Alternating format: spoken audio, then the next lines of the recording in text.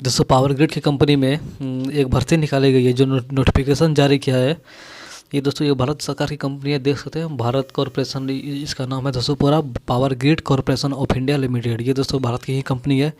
इसमें दोस्तों इन सब के लिए दोस्तों इन सब की वहाँ ज़रूरत है, इलेक्ट्रिकल वाले की, सिविल वाले की और इलेक्ट्रॉनिक्स वाले की। जो इन तीनों से डिप्लोमा की है इनकी वहाँ ज़रूरत है दोस्तों उस कंपनी में।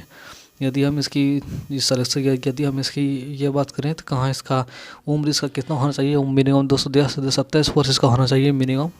मैक्सिमम वर्ष दोस्तों नहीं दिया गया, मैक्सिमम वर्ष 27 वर्ष से अधिक होना चाहिए, वरना मिनिमम 27 वर्ष आपका होना चाहिए। और यदि हम इलेक्ट्रिकल में दोस्तों ये आपका होना चाहिए। इलेक्ट्रिकल में दोस्तों आप कोई भी इलेक्ट्रिकल से यदि कोई भी इलेक्ट्रिकल कंपनी से आप डिप्लोमा किए हैं, इलेक्ट्रॉनिक्स में आपका ये इलेक्ट्रॉनिक्स आपका डिप्लोमा क्या हुआ होना चाहिए। और सिविल इंजीनियरिंग में दोस्तों ये दिया गया सिविल इंजीनियरिंग।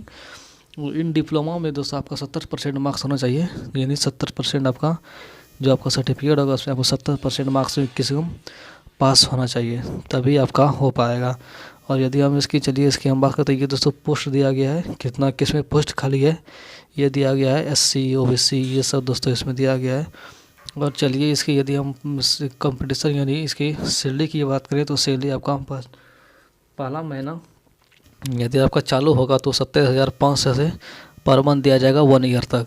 1 ईयर के बाद यदि आपका सुपरवाइजर में कैटेगरी का कन्वर्ट कर दिया जाएगा और 25,000 से 3% तक बढ़ा दिया जाएगा हर साल या हर महीना, तो आपका ये पहुंचेगा 1,17,500 तक। ये आपका सीढ़ी पहुंच जाएगा 1,17,500 तक आपका सीढ़ी पहुंचेगा।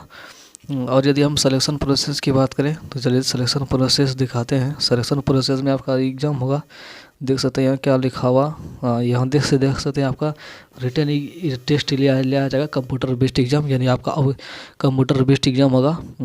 उसमें दोस्तों आपका सिलेक्शन क्या आ जाएगा, इसमें 120 क्वेश्चन रहेंगे कुल पहला पार्ट में, यानी 2 पार्ट होगी इसका एग्ज़ाम लिया जाएगा। देख सकते हैं पार्ट 1 पार्ट 2। पहला पार्ट में आपका 120 क्वेश्चन रहेगा, 120 क्वेश्चन, और दूसरा पार्ट में आपका 50 क्वेश्चन रहेगा। इसमें दोस्तों आपको दोस्तों पास होने के लिए जो आपका सही होगा उसमें 1 मार्क्स मिलेगा, और जो गलत होगा उसका 1/4 आपका मार्क्स काट लिया जाएगा। जो आप देख सकते हैं यहाँ पर दिखा रहे हैं, जैसे आपको इक्वल यदि सेम हुआ तो 1 मार्क्स आपको मिलेगा, यदि आपका रॉन्ग होता है तो आपको नेगेटिव मार्क्स यानी 1/4 मार्क्स आपका काट लिया जाएगा। 1/4 का मतलब होता है 0.25, यानी आपका मार्क्स काट लिया जाएगा। और यदि इसकी उस परीक्षा में जो रिटन टेस्ट में आपका कम से कम इतना पास मार्क्स आना चाहिए, मिनिमम 30% ईच पार्ट 1 और पार्ट 2। ये दोस्तों ESW वाले के लिए अनरिजर्व में, और अदर कास्ट के लिए मिनिमम 25 और 30% तक आना चाहिए, तो उसका सिलेक्शन हो पाएगा। और यदि आपका जो क्वेश्चन रहेगा वो दोस्तों ऑब्जेक्टिव रहेगा, क्योंकि कंप्यूटर बेस्ड एग्ज़ाम है तो ऑब्जेक्टिव ही रहेगा।